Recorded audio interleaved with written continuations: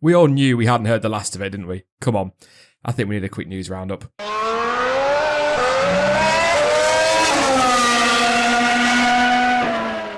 Hey guys, Sean here and welcome to the F1 Word and a quick look at some of the news stories doing the rounds since the Azerbaijan Grand Prix, and there is only one place to start. We knew we hadn't heard the end of this, didn't we? But that is that the FIA has finally launched a formal investigation into whether further action should be taken against Sebastian Vettel for his collision with Lewis Hamilton last weekend. The governing body has released a statement, and that read: following the recent incident at the Azerbaijan Grand Prix in which Car 5 was involved in a collision with Car 44, on Monday, July the 3rd, the FIA will further examine the causes of the incident in order to evaluate whether further action is necessary.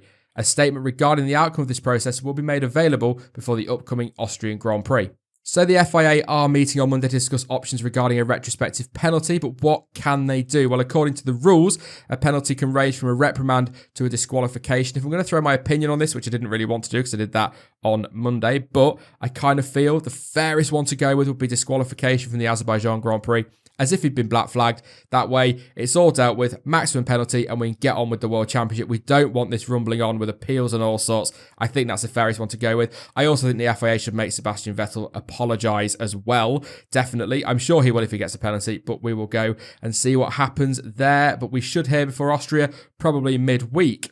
Now, Max Mosley has labelled Sebastian Vettel's behaviour as intolerable. The former FIA president said, "My recommendation would have been to take Vettel out of the race and bring the whole matter to the World Council to negotiate. From my point of view, it is intolerable that you behave as Vettel has done." I think we all agree. Some are saying that it was a harsh penalty. Some are saying it wasn't enough. Some are saying that it was just a slap at 30 miles an hour. But that's quite annoying because it doesn't matter whether it's 30 miles an hour or 330 miles an hour. It's something that needs to be stamped out, and the FIA need to make a stand on this. Jenson Button, though, goes to the other end and says that he thinks Formula One should move on. In a tweet on Thursday, the Brit said Azerbaijan Grand Prix was a pleasure to watch because adrenaline and emotions were so high. What Vettel did was silly, but he's been punished. Move on. And I'm sure, Jensen, once that penalty has been applied, we will all move on. But we are the F1 community and we like things to rumble just a little bit. And we like to make sure that everyone gets justice in the end. But we're going to move on from this point at least, Jensen. I promise you that. Like he's watching, of course. Force One.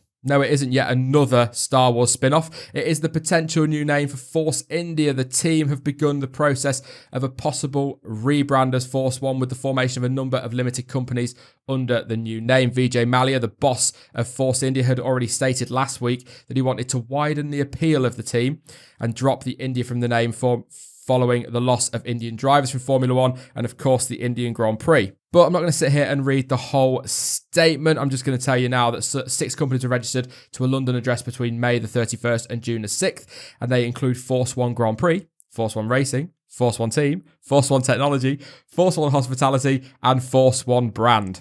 I am really hoping, as probably so many are, that they are all just going to be branches of Force One Grand Prix. Great decision by Vijay Mallya to widen the appeal. Shame because it was a great reason that Force India came into the sport in the first place, but obviously they need to widen their appeal. We'll see where they go from there. And in terms of widening the appeal, the British Grand Prix will be extended to a 4th day this year with track action on Thursday as well as the usual Friday to Sunday. Formula 2 practice and GP3 practice will take place on the Thursday. The F1 show live from the pit straight, which I missed last year, which was gutting, so I really wanted to see that. That will be on the Thursday instead of the Friday. Was it the Friday last year? I think it was a Thursday. What am I on about? Anyway, and it will all be rounded off by a Travis concert for fans with the correct ticket. And of course, as it says here, the whole event on the Thursday will be completely free of charge. Oh, no, sorry, typo. It's not free of charge. Silverstone have come up with a brand spanking new Thursday-only ticket. Oh, don't you love it when people grab money for no reason?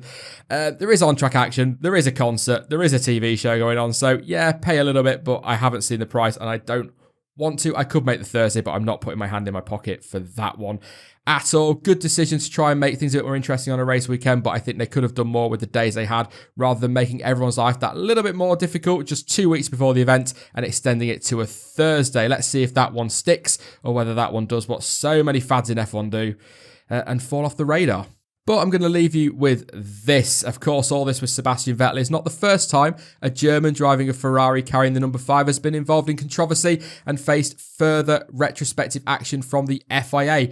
20 years ago, which makes me feel ancient, 1997, Jerez in Spain, Michael Schumacher versus Jacques Villeneuve for the World Championship. I'm sure big F1 fans will know it well. Michael Schumacher hit Jacques Villeneuve and was deemed to have deliberately caused a collision. He brought the sport into disrepute and was excluded from the final result of the 1997 Formula One World Championship. A decision which at the time felt correct and certainly still feels correct now. Michael Schumacher, of course, went on to be one of the most successful drivers in Formula One history and never got involved in controversy ever again. Yeah, right. Just a little side note there to end on. But of course, joking about Michael Schumacher and everything like that is fine. But I have to say this, keep fighting, Michael. You are a legend. You will get there. The world is rooting for you. But I just wanted to leave you with that thought there, guys, on Michael Schumacher. That is it. I'll be back next week, probably with another update on Vettel and Hamilton. As much as we love that the world is talking about Formula One at the moment, we kind of would like a decision so we can move on. I may do a second video next week. It will all be determined by what my hours are at work and how knackered I am, frankly, but we will see how that goes. Of course, it's Austria week on Sunday, so I will live tweet from that as well. But as ever, guys, thank you so much for watching. I've been Sean. This has been the F1 Word, and until next time, goodbye.